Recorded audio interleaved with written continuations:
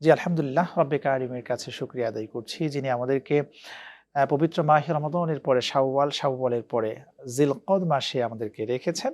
এই মাসটি হচ্ছে হজের একটা যেমন প্রিপারেশনের বিষয় রয়েছে, ঠিক একইভাবে হাজিরা কিভাবে হজের কাজগুলোকে সম্পাদন করবেন, সেই বিষয়গুলো একে, একে আপনার থেকে জানতে চাইব। প্রথমত প্রশ্ন রাখতে চাই, হজ শব্দটির অর্থ কি এবং হজ কাকে বলে?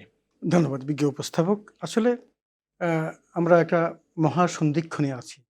আল্লাহ জাল্লা শাআনহু যেভাবে বলেছেন, এই আশ-শাহরু আল-হাজ্জু আশহুরুম মা'লুমাত ফামান ফারাদা ফীহিন্নাল হাজ্জা ফালা রাফাসা ওয়ালা ফুসুকা ওয়ালা জিদালা ফিল হজ্জ। এই আয়াতে কারিমাতে আমাদেরকে নির্ধারিত করে দিয়েছেন যে ৩ টা মাস। সেটা হলো শাওয়াল, জিলকদ এবং জিলহজ। যদিও হজের টোটাল আনুষ্ঠানিকতা নির্ভর করে মাত্র জিলহজ মাসের ৭ থেকে শুরু করে ১২ তারিখ পর্যন্ত এই ৫ টা দিনের মধ্যে। কিন্তু প্রিপারেশনটা অনেক বড়। আমরা এমন একটা বড় কাজে যাচ্ছি, সেই মহান কাজকে আঞ্জাম দিতে হলে একজন হাজী সাহেবের বড় ধরনের একটা প্রিপারেশন লাগে। সবচেয়ে বড় যে প্রিপারেশনটা, সেটা হলো আল্লাহ জাল্লা শাআনহু তাকে যে ইস্তিতাআত দিয়েছেন সেটা। হুম, এবং কোরআনুল কারীম আল্লাহ তাআলা সূরা আলে ইমরানের মধ্যে সেটাই বলেছেন, ওয়ালিল্লাহি আলান নাসি হিজ্জুল বাইতি মান ইসতাতাআ ইলাইহি ইলাইহি সাবিলা। সাবিলা। যে ওই ব্যক্তিকে আল্লাহ তাআলা হজ ফরজ করে দিয়েছেন, যেই ব্যক্তিকে এই রাস্তা অতিক্রমণের সক্ষমতা দিয়েছেন। এই হুম, সক্ষমতা তার কয়েক রকমের হতে পারে। একটা হলো তার শারীরিক সক্ষমতা। একজন ব্যক্তি অর্থবিত্ত অনেক আছে, কিন্তু তার চলার মতো শক্তি নাই। তিনি ফরজ হয়েছেন ঠিক, কিন্তু নিজে করতে পারবেন না। সক্ষমতা তাকে নেই। অন্যের মাধ্যমে করতে হবে। হুম, ২ নম্বর হলো তিনি একেবারেই আ শারীরিক সম্পূর্ণ সুস্থ আছেন, কিন্তু টাকা-পয়সা নেই। তাহলে তিনিও পারবেন না। বাহনের যে প্রয়োজনীয়তা একসময় ছিল, তখন মানুষ হজে যেতেন। যেমন আল্লাহ জাল্লা শাআনহু কোরআনুল কারীমে যখন ইব্রাহিম আলাইহিস সালাতু ওয়াসসালামকে বলেছিলেন, "ওয়াদ্দিন ফিন নাস বিল হজ্জ ইয়াতুকা রিজালান ওয়া আলা কুল্লি দামিরিন ইয়াতিনা মিন কুল্লি ফাজ্জিন আমিক।" তখনকার কথাটা ছিল এরকম যে ছোট, ছোট বাহনে চলে, বড় বাহনে চড়ে যেভাবেই হোক তারা যেন দূর-দূরান্ত থেকে মক্কায় হজ করতে আসে, এইজন্য তুমি আহ্বান করো।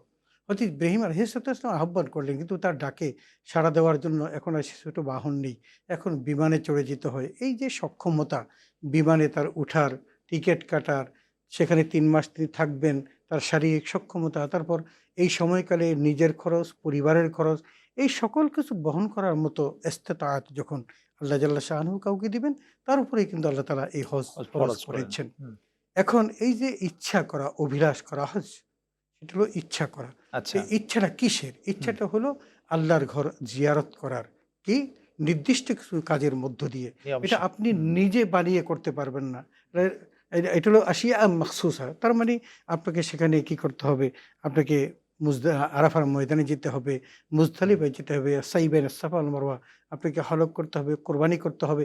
নির্দিষ্ট কতগুলো কাজ আপনাকে আঞ্জাম দিতে হবে, এবং এই সমস্ত কাজগুলো যথাযথভাবে বাস্তবায়ন করার জন্য আপনাকে আল্লাহ তাআলা যখন ইস্তেতাআত দিবে, তখনই কিন্তু আপনি হজ করবেন এবং হজ করার ইচ্ছা পোষণ করবেন। করবেন। মানে আর এই পুরো প্রক্রিয়াটাকেই মূলত হজ বলা হজ হয়। বলা হয়।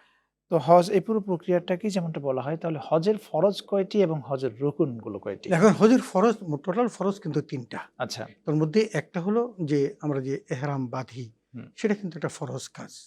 আপনি দেখবেন যে এই এহরাম বাঁধাটার সাথে বিশাল কিছুর সম্পর্ক আছে। হু, হু। একজন মানুষ সাধারণত অবলীলাক্রমে যেই কাজগুলো করতে পারেন, এহরাম বাঁধার পর সেই কাজগুলো তিনি আর করতে পারেন না। অনেক জিনিসই তার জন্য হুম।